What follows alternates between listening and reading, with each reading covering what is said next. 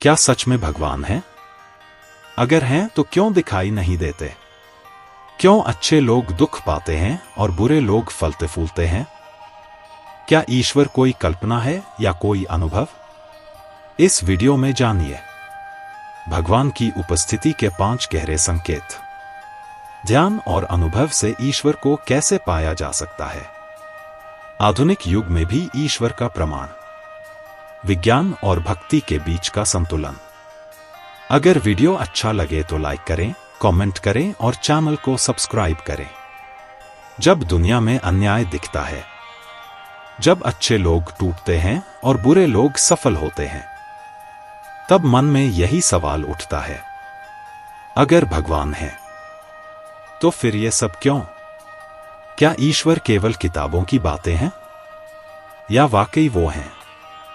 हर सांस, हर धड़कन में लोग ईश्वर को मंदिरों में, मूर्तियों में, आसमान में ढूंढते हैं। लेकिन संतों ने हमेशा कहा, जो भीतर खोजेगा वही पाएगा।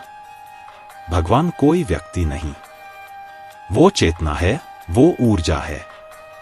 जैसे हवा दिखती नहीं लेकिन होती है, वैसे ही ईश्वर को अनुभव किया जाता है।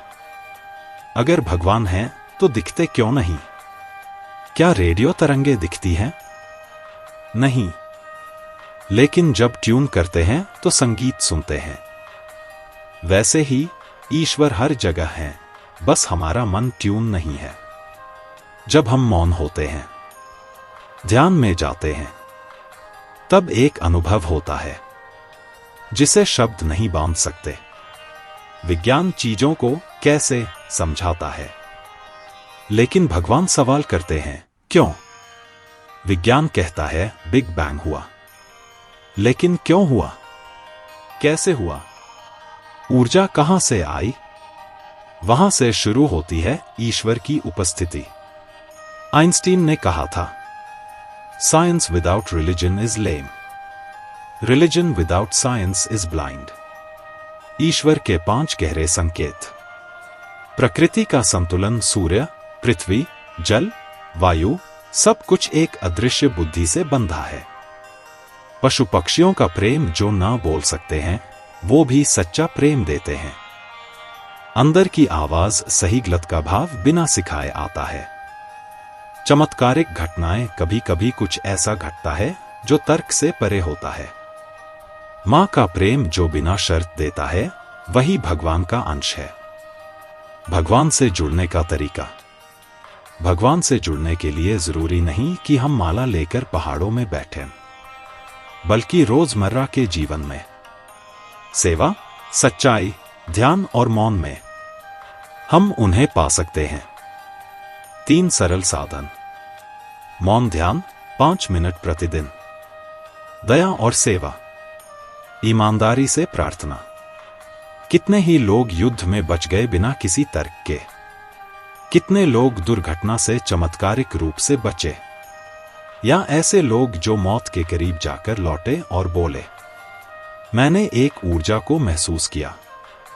वही ऊर्जा है जिसे हम ईश्वर कहते हैं।